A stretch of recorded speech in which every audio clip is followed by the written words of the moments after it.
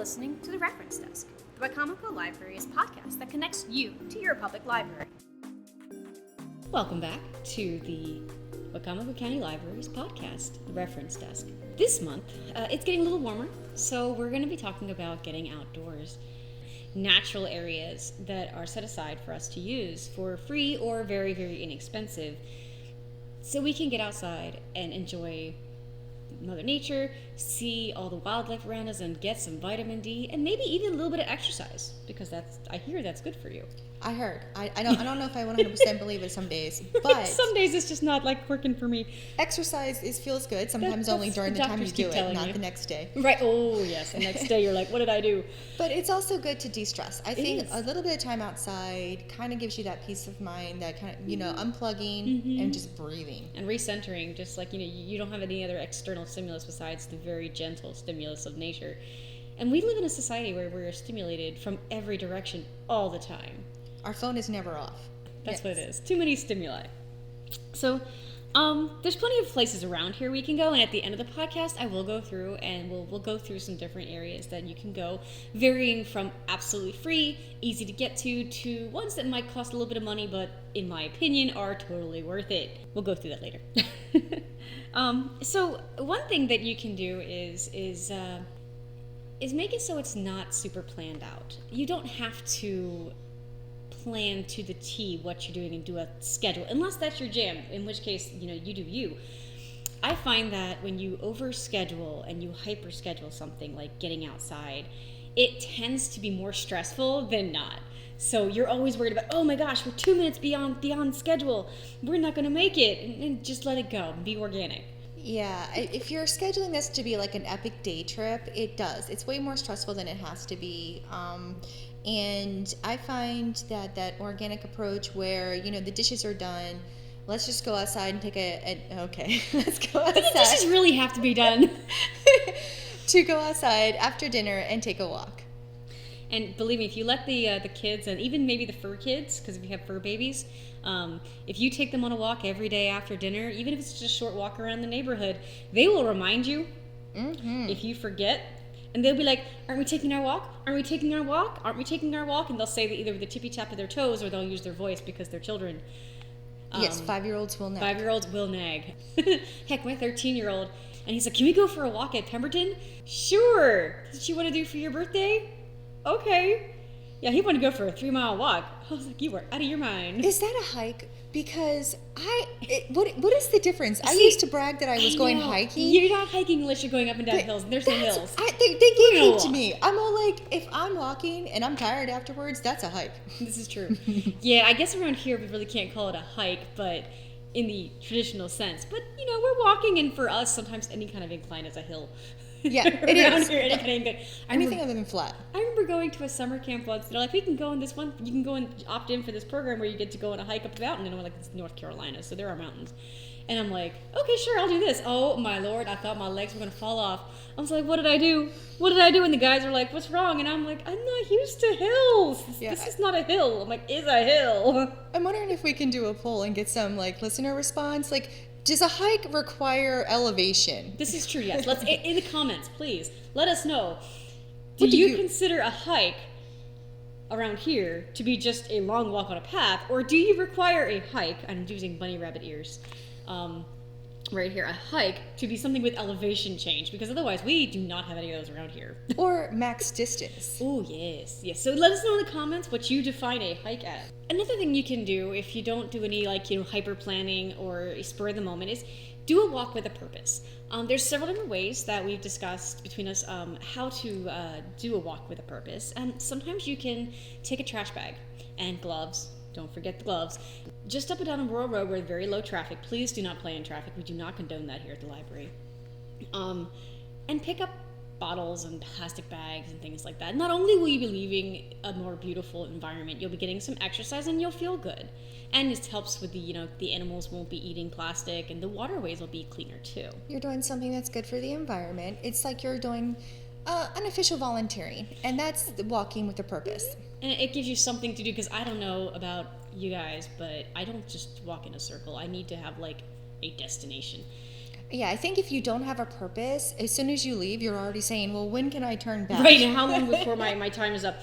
We used to live about a mile from the downtown area of Salisbury, like a Newtown area, and I remember instead of driving, because parking down there is always a bear, I would walk down Main Street, down North Division, and I would always walk towards a coffee shop because coffee was my destination.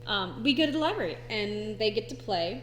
I get to sit in the AC with Wi-Fi and books, and then, we get to walk in. So I'd walk about 2 miles, which, 1 mile there, 1 mile back is not bad. You're not, feeling like you're doing too much because you have a destination. You get to where you need to go. But since you didn't drive, you were getting outside, Yep. getting some exercise, having that purpose. And I didn't have to pay for parking. Right? Bonus! And if you do live in town, even during this time with COVID, we still have our story walk outside the downtown library where you can get sort of a walk with a purpose. It guides you along the river walk pass, and you basically get a walk and a story. It's a really great way to get the kids, out and moving around. Let's find the next one. Look, there it is. Let's go. And they will run ahead. As long as they don't run into the river, we're good.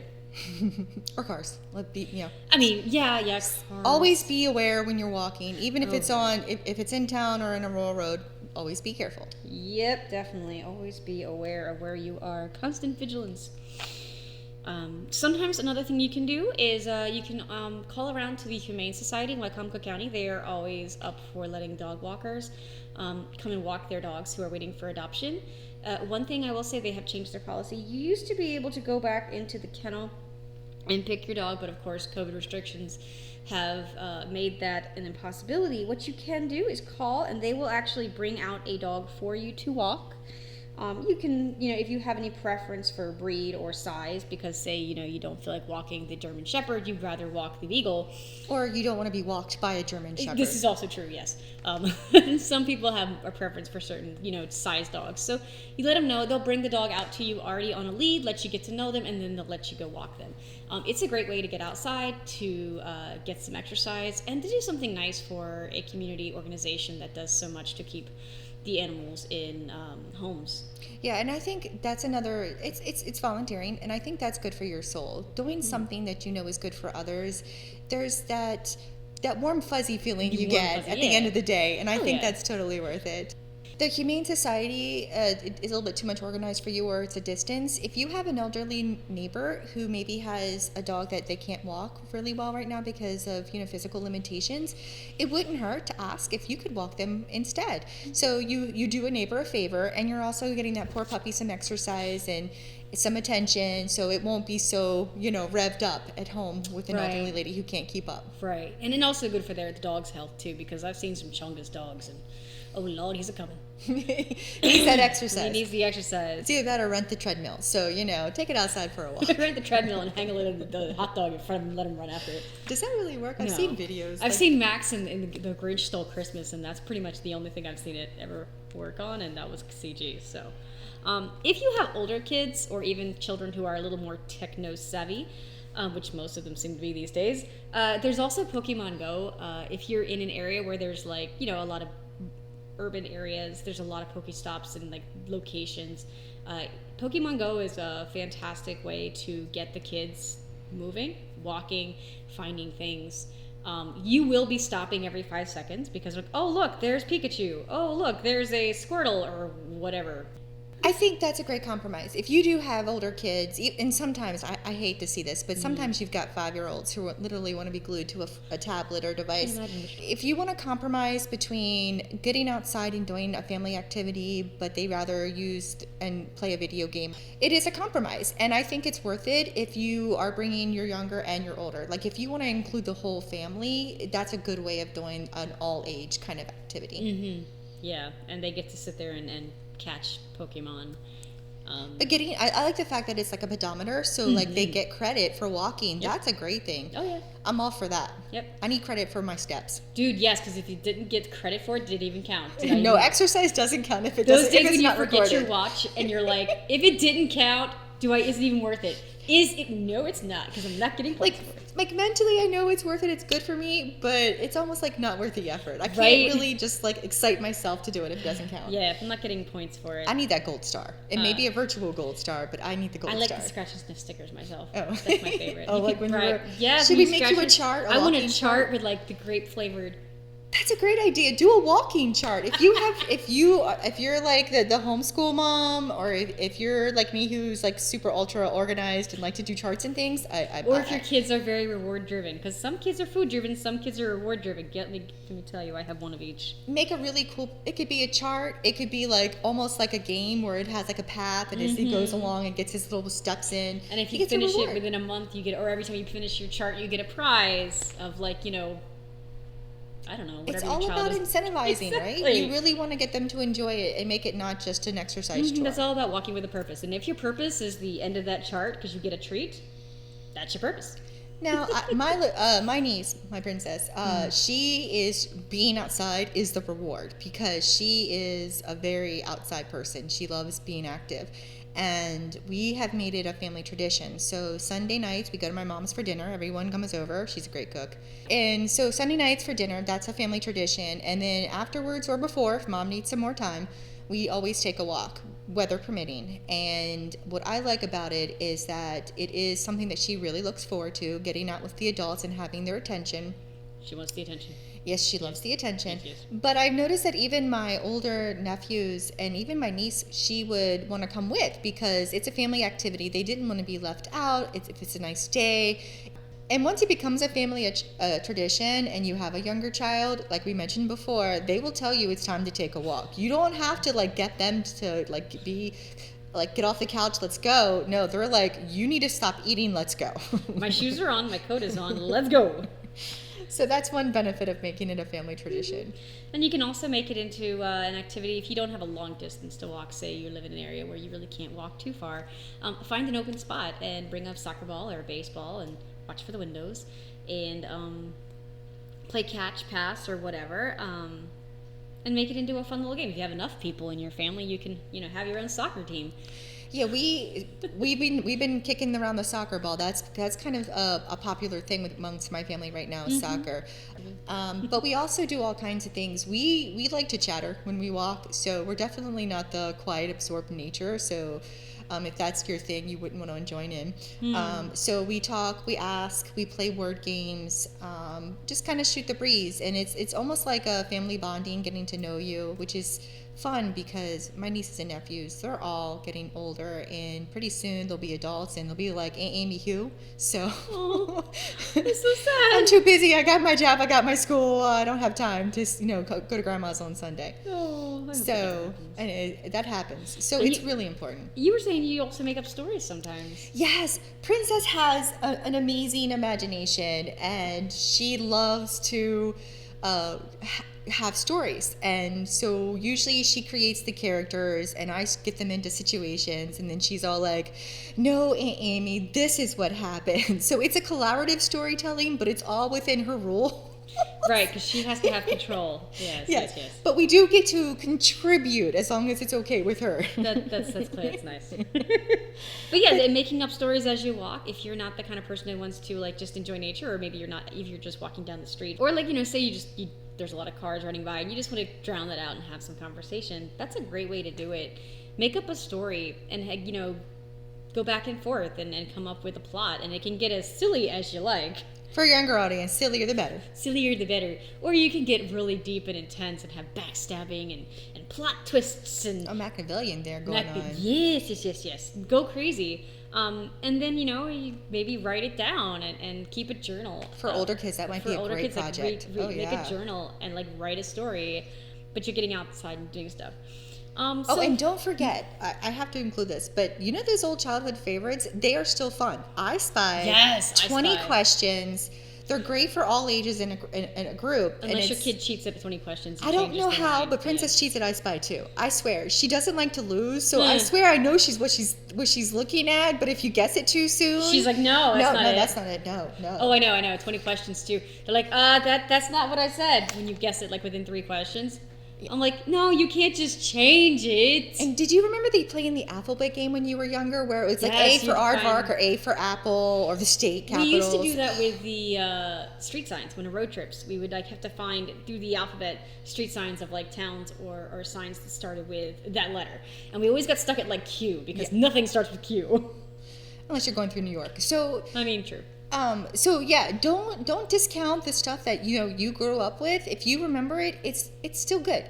It's fun stuff that you can do it no matter. Yeah, because it's not like you have to compete with computers and phones when you're out taking a walk. You can do the stuff that was fun back before times, before computers. And during the Stone Age when we were young. Back when we were little and we didn't have the internet. Yeah. So yeah, I mean, and just walks are great. A great way to get outside, great way to connect with your family and friends, great way to get exercise. There are some times where maybe taking a walk is not the most, not the easiest route to take. Sometimes if you have mobility problems, your knees hurt, or if it's like really nasty outside, sometimes it's not going to be possible. There's always the local mall. You can take a walk around there. They even have mile markers at the mall where if you want to take a walk and you're inside. There's a lot of mall walkers that come here in the mornings. I do it. Yeah. I will admit I'm a mall walker, and that's taking a walk on your lunch break is a really nice way to decompress at work. Yeah. Especially if they give you an hour instead of some people get 20-minute lunches and then you sometimes just wolf it's even down less. what you can. Don't try to eat your lunch and walk at the same time. No, that's a really bad time. But, if it's nice enough outside and say you're not a huge fan of walking or you're not in an area where you can go for a walk, there's always gardening, whether it's like just a patio garden or if you have a yard, you can do a garden, even if it's flowers, vegetables, or whatever. And shameless plug, we have a podcast on gardening from February of 2021. If you're new and you want to, kind of feel it out, it's great. It's a great podcast for beginners. Yes, and check it out because it's really fun. We had a lot of fun with it. But it's also like if you say gardening's not your jam, that's fine. There's if you paint or do any kind of artwork, taking your paint outside, you can do bird watching or even just live creature watching. And you can check out books. So there's plenty of books at the library about bird watching, so you can try to make it a game. What can you identify? Get a bird feeder in your yard, and that will really help. Yeah, and I mean, even just reading a book outside. Patrons, who's a regular, she was a sun worshiper, so that was her best time was the summer. And so she would check out books, go outside on her patio, and just soak up the rays. She would get all super tan, and she was like the happiest in the summer. So she was a summer baby. Mm-hmm. But yeah, just reading outside, getting a tan, though they kind of say be careful with safety, like use sunscreen, do it with moderation because we don't want any kind of... But she absorbed all the vitamin D on all the Eastern Shore, so... Yeah. And she really enjoyed it. That was really her way of relaxing. So that's a great idea. If you're not up to taking the walk or going to the park, then there's options right in your backyard. And so the very end, to close up today, I'm going to talk through some of the different areas that we've found in our travels that are free in the area. There's a couple places we'll go at the end that do cost some money and maybe take a little bit of a trip. However, locally we have the local zoo. Their hours are changing very frequently because we're still in that transitional period of like going from like deep pandemic to like transition and everyone's getting vaccinated and all that jazz. So always check the website or give them a call, check their hours, but that's a really great place to go either by yourself or with your children or family and take a walk and look at the animals. And they even have the trails around the river that are really nice as well. And one of the great things about being in Wicomico County is they have a lot of the smaller free parks. So if you live in a city, they have lots of little playground areas. I think Sharptown has 3 alone, so, and you there's can go to the plenty. Wicomico Tourism Board, either the building on Leonard's Mill Pond up north, or you can go online and check out any of the parks they have. You've got the beach down at Bivalve. Roaring Port? Roaring, that's the one. Point? Roaring Point, yes, that's the one. And that's a nice one because it's shallow, but it does have a deeper spot, so you can go swimming. Just, watch out for the current because it does exist. And there's marinas. There are marinas. And there's new ones popping up. There's that Pirates Wharf. I haven't been there. On Whitehaven Road. Really? They're working on that one. Okay. So Wicomico, we may not have like your big campground state parky kind of places, but we do have some great open spaces to take family. Mm-hmm. That's free. Yes, free. And then we also have the Wicomico Demonstration Forest. If you go online, they'll have like locations because they're kind of out of the way because that's what they're intended for. We went last weekend to the one in Pittsville on Morris Road. And then there's Pemberton. That has some great trails. That's probably the most busiest, popular one in our area. Horse trails too, if that's your thing. There's also horse trails. What's the one by the athletic complex? Winter I've never Place. been on that one. Have you been to the one where it's like on Naylor Mill? Yes, the one up north. We went there once. It is more of a bike trail. It is a little narrower than the traditional footpaths that you'd have like Pemberton and Wicomico Demonstration Forest. However, you are welcome to walk there as a pedestrian. We only had one run-in with a biker. It was a winter day. It was cold, so we were just walking because we walk all year long. And the wintertime's great because all the bugs are asleep and there's no ticks. You still check yourself. Oh yeah, PSA, when you go walking out in the woods, when you get back, check for ticks. Yeah, use insect repellent if you can, as long as your skin doesn't like hate you for that. That's one of the benefits of like walking in the mall or the zoo in a more urban setting is you don't have to worry as much about the mosquitoes and the ticks. So if you are going to go off the beaten trail, so to speak, and try some wilderness walking, maybe even hiking, who knows? We'll get to that. Yeah, we're still on the fence on whether it's hiking or walking. But have precaution. Use precaution. And I mean, if you have your siblings or your kids, just have them check you because there are places on your body you can't see and you really don't want a tick hanging out. Yes, always be careful. Yeah. Everywhere. It can be a fun activities for couples. Yes. We're going to keep it PG though. Yeah, let's keep it PG. Okay. But all joking aside, it is super serious because you can get Lyme disease. Yeah. You can get what's the thing where you get allergic to? What's the thing where you get allergic to the protein in certain meats? A friend of mine had that. She got bit by a tick, and all of a sudden she had to go vegetarian because she couldn't eat pork or beef. Oh, is it? It's not the spotted something. No, that's Rocky Mountain spotted fever. My uncle had that. That just messed with his liver. So this is the scary part. So I don't want to make anybody a hypochondriac, but please check for ticks. Yeah, and if you see the ring around them, go to the doctor. Lots of bad things out there, so just be careful. Right. We're not trying to keep you in your homes. Right.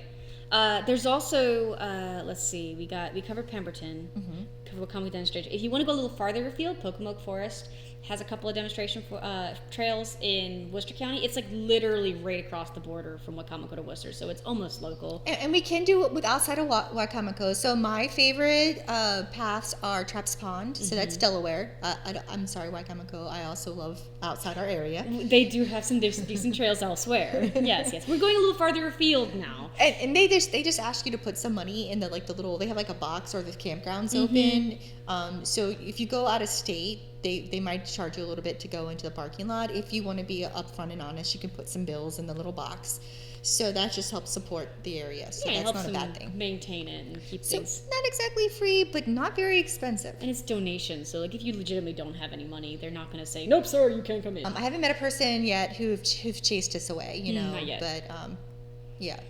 So yeah, along with Trap Pond, Wicomico, there's also Pocomoke River Canoe Company if water sports. Snow Hill. It's in Snow It's Hill? connected. Okay, so you can go to the Canoe Company and you can either start from there, from Snow Hill, and go up and down the Pocomoke.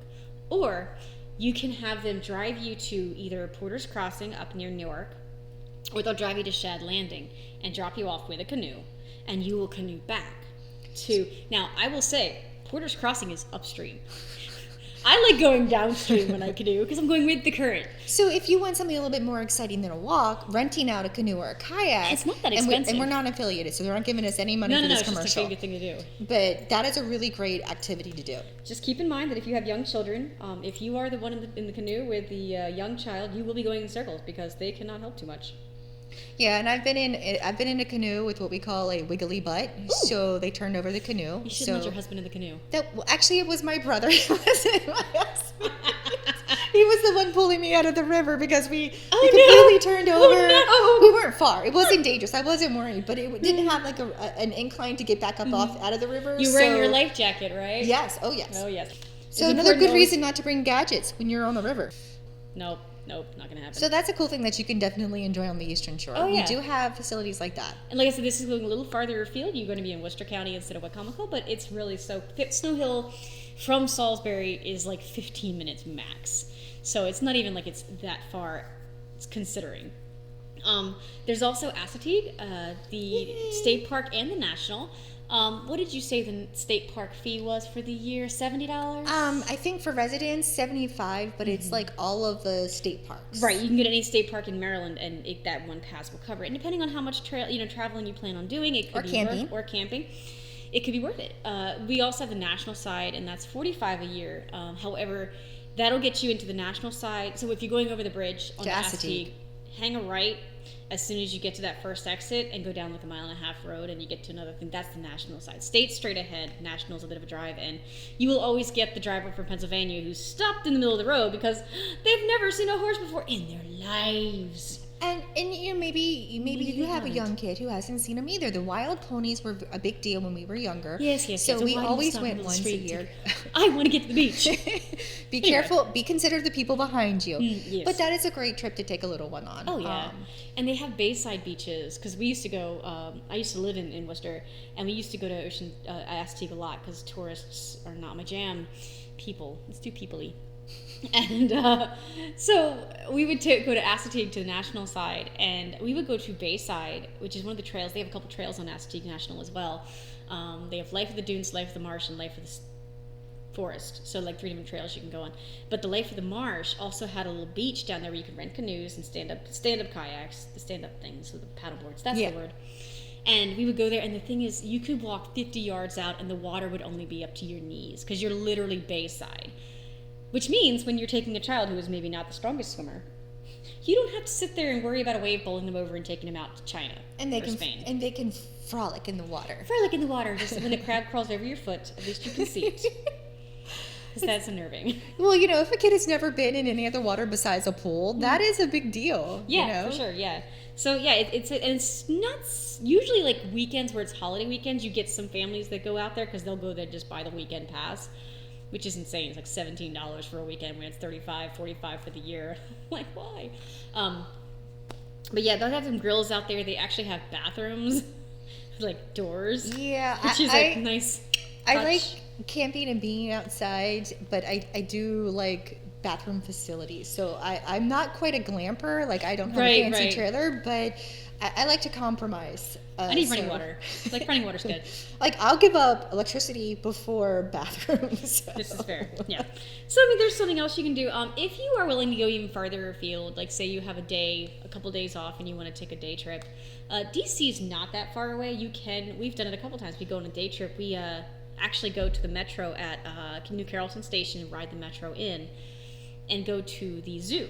The National Zoo, because the zoo is beautiful. Free. You literally are only paying for the metro ride in, and then any food you eat. And there's a little bit of a walk from the metro to the zoo. Oh, so fun fact: if you ride the metro to the zoo, go to Goldsboro Station, which is uphill from the zoo, and walk downhill to get to the front gates, and then walk downhill again to the National Zoo station, because then you're only walking downhill and not uphill, and you're doing enough walking at the zoo. I made that mistake. I walked uphill. So. Yeah. A friend of mine made that mistake and told us, don't do it. So we decided to go up to I think it's Goldsboro Station or something like that. But yeah, so DC is probably at the farthest afield I would feel comfortable going on a day trip.